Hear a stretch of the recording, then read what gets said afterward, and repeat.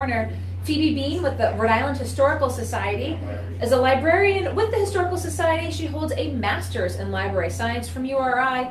They're holding a workshop series entitled Digging Your Roots, helping people research their heritage and learn more about their family history. Phoebe, come on in. Thanks for joining us today. Nice to have you here in the studio to tell folks who might want to find out a little bit more about their ancestry, how there's resources right here in Rhode Island and a series through the Historical Society to help folks out. Well, we're doing a collaborative effort with the Providence Public Library and the Rhode Island Historical Society called Digging Your Roots. Okay, and let's start here. I have a pamphlet here. We have two more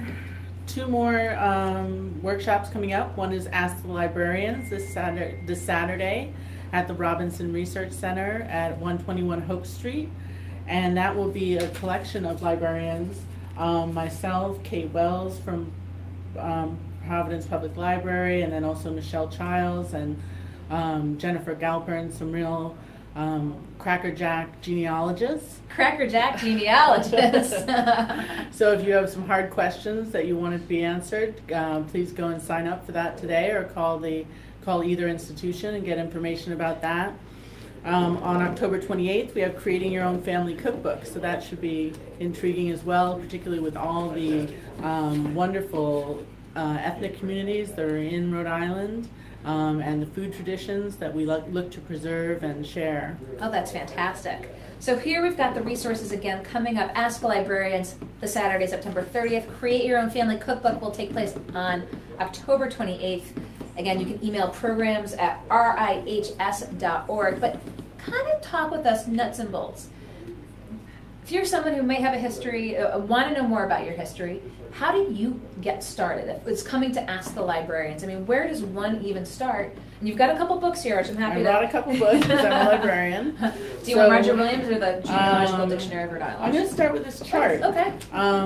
People have been doing genealogy for thousands and thousands of years. Very big in the Chinese culture, also in the Middle Eastern countries.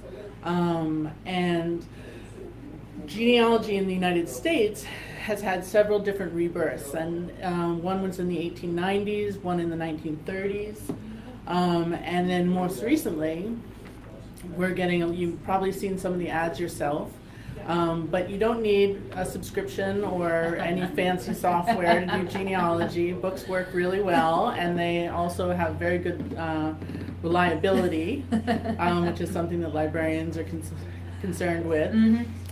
This is a very basic chart. It's hard to read, but you can see that you would start with one person, yourself, and then list your mother and father, and when they were born, and if they're still with us, and then their parents, and you go back and back. Now, can you find this chart on the Historical Society's website, or do you have to pick this up somewhere? You can pick this up at the Historical Society Research Center. We have lots of copies for it, and that's how we get people started. But you really want to document the most information that you have already, whether it be speculation or family lore, particularly with, and also we always say you always use pencil, because you can find new information. You want to be able to erase it out there. Pieces. Yes. So this is really the starter point. That's the starter point. point. This is really, if you're going to start going off here, you can start with this and pick it up at the Historical Society. And we've had immigrants in Rhode Island colonies since 1636, and of course the indigenous people who were here prior to that. We've had waves of immigration from the Irish to the Italian communities, Southeast Asian, the Latino communities, and all of these, everyone has an ancestor. If you're here today and you made it through the Black Plague somehow, or other challenges to survival, we all have ancestors, so don't be shy that your ancestors weren't important enough or weren't exciting enough. You can find all kinds of interesting stories and information about your family. So let's start with one of these books here. What is the Genealogical Dictionary of Rhode Island? This is one of my favorite books. It's quite large. It documents all the families that came to Rhode Island before 1690. And so you can look up See, I thought it was just the 5 families. No. There's a few more here. There Okay. are a few more, and they're all listed, including Roger Williams, who's one of our most famous founders. He's our founder, of course, but there were other families that come And this in is with just him. through 1690. Just through 1690. Looks like a lot of primary documents here. It is. This is a great thing that was put together by a genealogist named John Austin, and it goes 4 generations, from the first generation of immigrants and where they landed, whether it was in Massachusetts or in Connecticut or from the South, and then traces the family 4 generations across. So you get the son, the grandsons, the great-granddaughters. How many copies of this do we have here in Rhode Island? About 10. And it's hard to find. It's not in print anymore, of course. But just because the families are in 1690, your families also could have come in the 1890s or the 1790s. I love this. Originally published in Albany, New York in 1880, because nothing changed after 1887. This is just going back to 1690. So 10 copies of this. Again, something that if someone wanted to reach out to you, say, can you help me obtain a copy of this? Can you take this out, or you have to actually research it at the place that you It's in go to? The Historical Society does not circulate, and most of these books are in the reference collections of libraries, and you'll know those collections are the bigger books and things that stay in the library. But things like the workshop, where we're open from Wednesday through Friday from 10 to 5, you can always come in and ask questions, look at these books. We have over 18,000 genealogies of local families. One such example, I brought one of our rock stars. So Descendants of Roger Williams. This is just 2 lines of Roger Williams. So if you've always heard that you were related to Roger Williams, and trust me, there are thousands of you out there, this is the Waterman and the Windsor line. And so if you're doing you take your sheet and you're doing your personal genealogy, and you may be able to back up into one of these books that has documented the genealogies over the hundreds and hundreds of years. How many lines are there if this is just the Waterman and Windsor line? Oh, you're going to catch me on the spot. Oh. Well, we can look in the Genealogical Dictionary. won't hold you to it. So it's interesting, you bring these paper copies here. Are these electronically available, or can you find these online, or this is really where the nuts and bolts of where books are?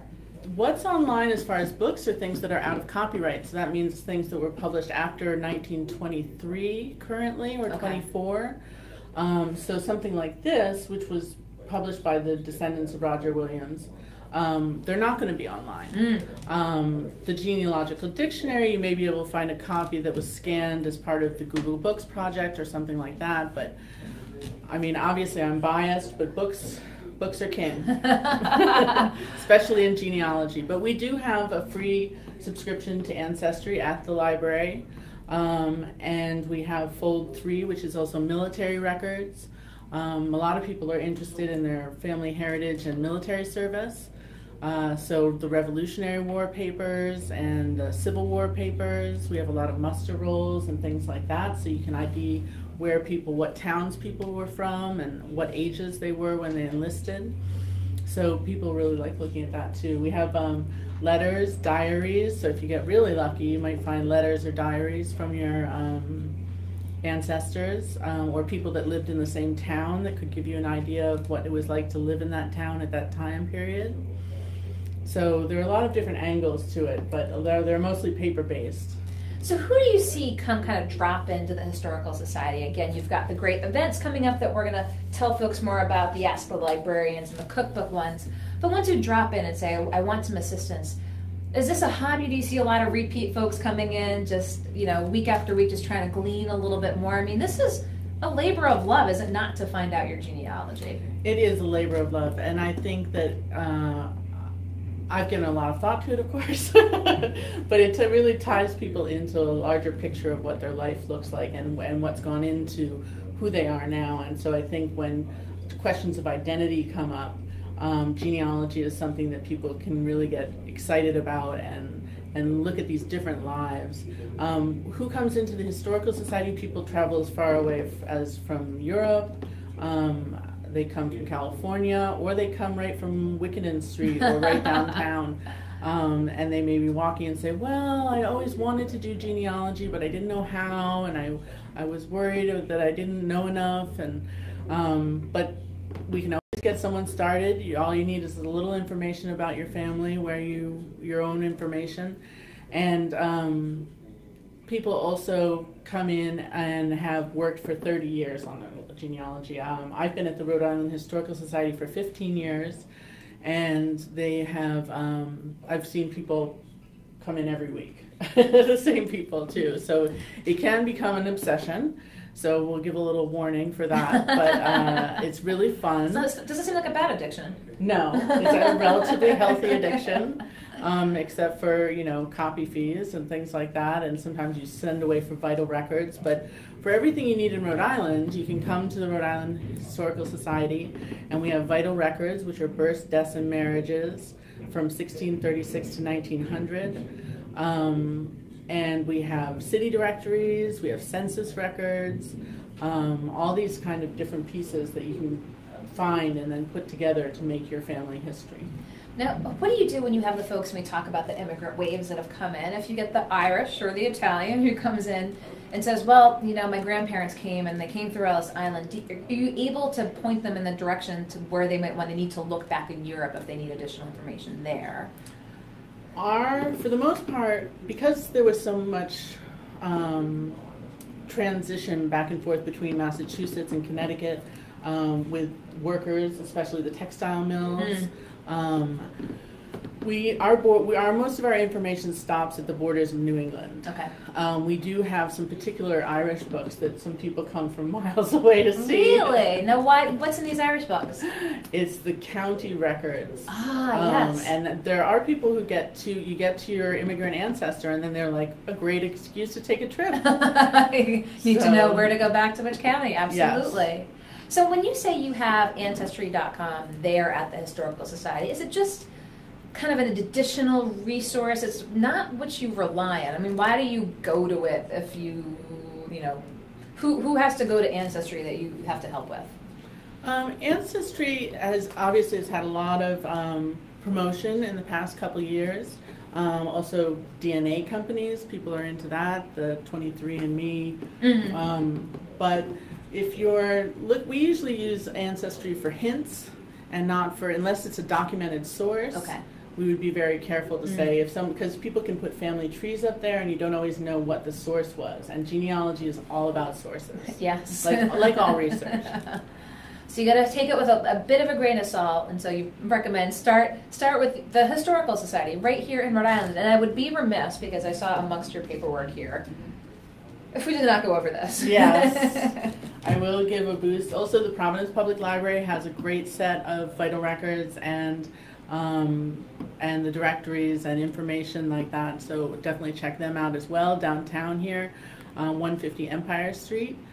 And the Rhode Island Historical Society, you can become a member. We depend on the support of our members. We're a nonprofit, a private nonprofit. Founded in 1822, so we're coming up on our 200th anniversary. Is there going to be a big party? I hope so. I plan to be there. How long have you been with the Historical Society for? 15 years. 15 years. Well, you got a coffee mug and a big party. I know, right? So we collect, preserve, and share the history of Rhode Island and its people. And we have a lot of, we have concerts in the summer. Many of you may have been to the concerts under the elms. Walking tours are very popular of College Hill and some of the cemeteries. We have a cemetery database also at the Research Center, so people can use that. So become a member, support your local library, and come to Ask the Librarians. We'll have the links up there for you. Again, Ask Librarians is a Saturday. The cookbook event's going to be taking place in October. We'll put those links up there for you. Great resource right here in Rhode Island. So you don't have to go online. Go visit your local librarian. Get started if you want to see where your family roots are, and they'll help you get off to the races. So Phoebe, I appreciate your coming in today. Thanks so much.